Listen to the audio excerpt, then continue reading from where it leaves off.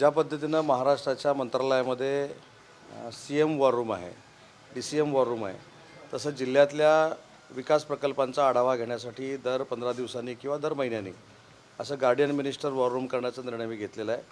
आणि त्याच्यामध्ये प्रत्येक मतदारसंघातले 10-15 महत्त्वाचे जे प्रकल्प आहेत त्यांचा आढावा दर 15 दिवसांनी घेतला जाईल. मग तो फिजिकली घेतला जाईल, ऑनलाईन घेतला जाईल आणि 15 दिवसाचं पुढचं टार्गेट अधिकाऱ्यांचं फिक्स करून देण्यात येईल. यामुळे वर्षभरामध्ये फार मोठी विकासात्मक कामं झालं तुम्हाला दिसतील.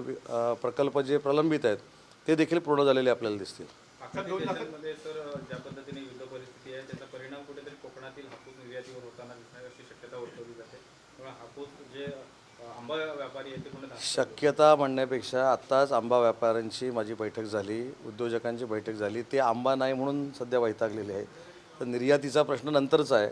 आधी मागच्या वर्षीपेक्षा 80% उत्पादन कमी झालं आहे. त्याच्यासाठी सरकारकडे आम्हाला दाद मागायची आणि त्याच्यासाठी बैठक झाली.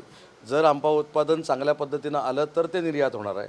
त्याच्यामुळं निर्यातीच्यापेक्षा सध्या आंबा बागायतदारांवर जो प्रसंग उद्भवलेला आहे त्याच्या पाठीशी शासन ठामपणाने उभं राहील यासाठी मी बैठकीचं आयोजन केलं होतं. 2 लाखापर्यंतची कर्जमाफी सरकारने या सरकारमध्ये केलेली आहे. कसं बघता याच्याकडे?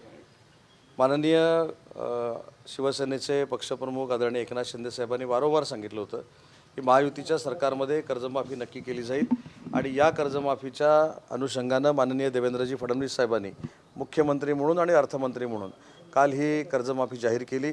शेतकऱ्यांमध्ये अतिशय चांगल्या पद्धतीचं वातावरण आहे. सप्टेंबर 2025पर्यंत जे कर्जदार आहेत आणि पात्र कर्जदार आहेत त्यांना 2 लाखापर्यंतचं कर्ज माफ करण्याचा निर्णय हा शासनाने घेतला आहे. आणि ज्यांनी रेग्युलर कर्ज भरलेलं आहे त्यांना सानुग्रह अनुदान म्हणून 50,000 रुपये देण्याचा निर्णय देखील शासनाने घेतला आहे. एवढ्यापुरतं आम्ही थांबलो नाही तर भविष्यामध्ये कर्जमुक्ती व्हावी यासाठी शासन म्हणून आम्ही पावलं उचलणार आहोत. याच मुद्द्यावरनं विरोधकांनी तो प्रश्न विचारला की सरसकट कर्जमाफी का नाही दिली? विरोधकांना विचारायला काय जातं, बोलायला काय जातं. त्याच्यामुळे त्यांना पहिलं काही लोकांना अर्थसंकल्प कळतच नाही असं काही लोकांनी पूर्वी सांगितलं होतं. आणि ज्यांना अर्थसंकल्प कळत नाही, ज्यांना कर्जमाफी कळत नाही, काही लोकांनी असं देखील सांगितलं होतं की मला शेतीतलं काय कळत नाही, त्यांनी आमच्यावर टीका करू नये. आम्ही शेतकऱ्यांना, लाडक्या बहिणींना न्याय देण्यासाठी जे काही निर्णय घ्यायचे ते अर्थसंकल्पामध्ये घेतलेले आहेत. सर घरगुती सिलेंडर आणि सिलेंडर किमती वाढलेल्या आहेत आणि रत्नागिरी जिल्ह्यात त्याचा भविष्यात त्रास होऊ शकतो का? कसला गॅस सिलेंडर आणि पेट्रोलच्या संदर्भात सिलेंडर आहे कमर्शियल सिलेंडर जे आहे ते न देण्याच्या सूचना वरून आलेल्या आहेत एजन्सीला गॅस कंपन्यांकडून. नाही, मला याची काही कल्पना नाही. असं जर असेल तर कमर्शियल गॅस का दिला जात नाही याचा नक्की मी आढावा घेईन.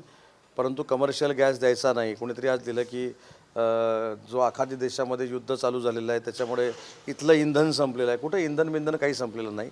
या देशाच्या पातळीवर 2 महिने इंधन पुरेल एवढा स्टॉक इंधनाचा देशाच्या पातळीवर आहे.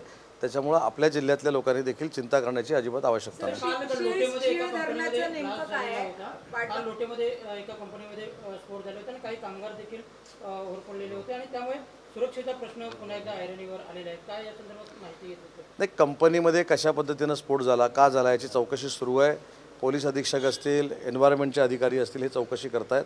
चौकशी पूर्ण झाल्यानंतरच आपल्याला कळेल की का स्फोट झाला, कशा पद्धतीनं झाला, त्यांनी नियम पाळले होते की नाही, हे सगळं त्याच्यामध्ये निष्पन्न होईल. चिपळूण पंचायत समितीमध्ये राष्ट्रवादी स्वतंत्र लढलेली होती. तुम्ही आणि भाजप देखील स्वतंत्र होता. आता नेमकी स्थिती काय? कारण एकत्र सत्तेत बसणार. 9 तारखेला सभापतीपदाची ज्यावेळी निवडणूक होईल त्यावेळी कोण सभापती करायचं, उपसभापती करायचं हे काय अजून निश्चित केलेलं नाही. पण 9 तारखेला नक्कीच महायुतीचाच सभापती चिपळूणचा होईल.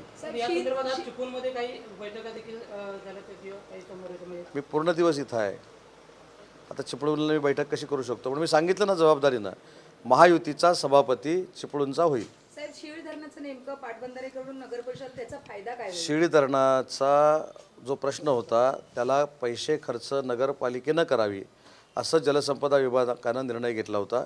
त्याच्यामध्ये पाठपुरावा झाल्यानंतर जलसंपदा विभागानं आता निर्णय घेतला आहे की नगरपालिकेची रत्नागिरीची परिस्थिती ही 14 कोटी रुपये खर्च करायची नसल्यामुळं आता ते पूर्ण काम जलसंपदा करेल आणि त्याच्यानंतर तो डॅम नगरपालिकेकडे हस्तांतरण करेल.